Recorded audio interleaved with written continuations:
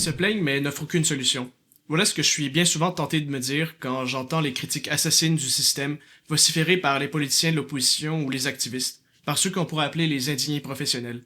Et pour cause, c'est beaucoup plus facile de provoquer des émotions négatives que de motiver avec un plan pour l'avenir. De la même façon que c'est plus facile de détruire que de construire. C'est précisément le genre de personne que je ne veux pas être. Pourtant, dans les dernières vidéos, j'ai tenté de vous convaincre, sans l'ombre d'un doute, que l'avortement tue. Qu'il tue 100 000 Canadiens chaque année. Nous avons également vu que la majorité des justifications qu'on offre pour l'avortement sont toutes basées sur la même considération défectueuse. Aux problématiques légitimes auxquelles les femmes enceintes font face, tuer l'enfant en être innocent est une solution valide. Mais si c'est faux, si tuer le bébé doit être rayé de la liste des solutions possibles aux difficultés des mères, alors que reste-t-il? Les représentants du mouvement pro-vie ne se lassent pas d'offrir des alternatives variées. L'adoption, le soutien communautaire, les centres de grossesse qui offrent du matériel gratuit pour les jeunes mères. En fait, le mouvement est particulièrement actif sur ce front. Innombrables sont les initiatives charitables qui cherchent à concrètement offrir des options aux mères en difficulté. Bizarrement, le camp pro-choix et le gouvernement semblent s'opposer en principe à l'existence de tels centres de grossesse. Ils les réprimandent, ils cherchent à exiger d'eux qu'ils offrent l'avortement comme une option, comme si le meurtre des bébés à naître était une partie essentielle de leur plan pour résoudre les problèmes de société. Malgré tout, ces centres de grossesse existent davantage pour guérir le problème et la détresse plutôt que de la prévenir. Ils ont certainement une importance capitale, mais ne constituent pas à proprement parler une solution au problème de l'avortement. Non, les causes de l'avortement sont plus profondes, comme par conséquent ses solutions. Il est en effet facile de ne regarder que la surface du problème. C'est pourquoi beaucoup de personnes, dans le camp pro-choix et au gouvernement, brandissent la contraception à grande échelle chez les jeunes comme la prévention par excellence à l'avortement. Mais je ne suis pas d'accord avec cette affirmation. Pour une raison assez simple, c'est que la contraception est devenue accessible au Canada avant l'avortement.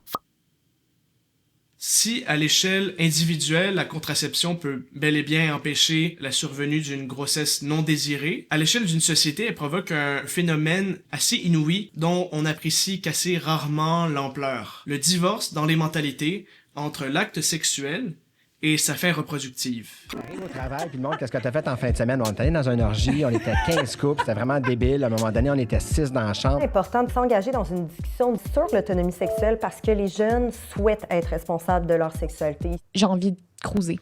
J'ai envie d'aller voir ailleurs. J'ai envie d'explorer la sexualité, j'ai une curiosité sexuelle. J'aime ça faire des nouvelles rencontres, qu'elles soient éphémères ou pas. Pardonnez-moi ces paroles radicales. Mais le fait que dans notre culture, l'acte sexuel va être effectué de façon complètement isolée de la reproduction, ça ne peut mener qu'à l'irresponsabilité, qui est un terreau fertile pour des grossesses qu'on va appeler accidentelles. Et la solution toute désignée à ces accidents, ce sera l'avortement.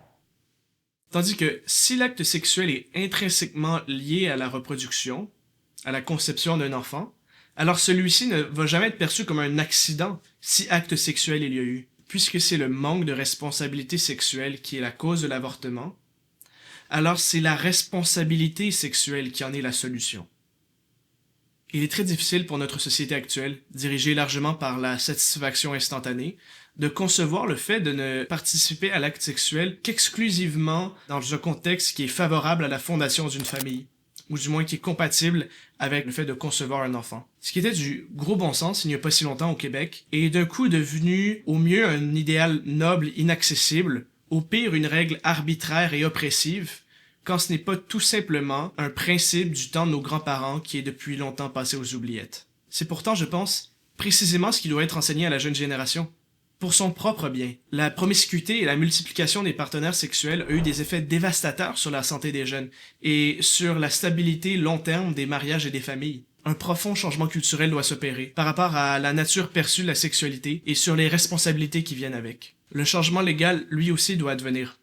La protection du fœtus par les droits humains de base stipulés dans nos textes constitutionnels est une question qui a systématiquement été esquivée par la Cour suprême, même après la légalisation de l'avortement.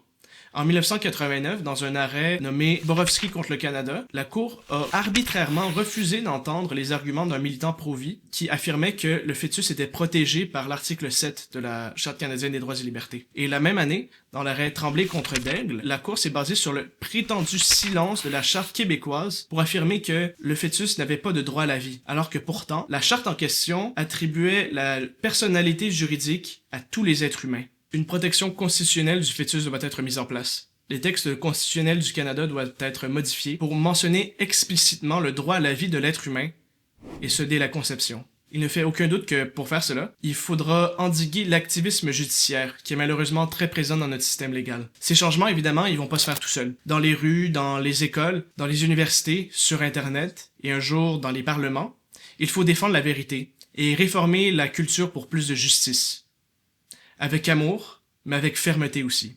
Quelles sont les solutions à l'avortement? En fait, il n'y a pas d'autre solution à l'avortement que la détermination infatigable du mouvement pro-vie et l'amour de la justice et de la vérité de la part de ses membres.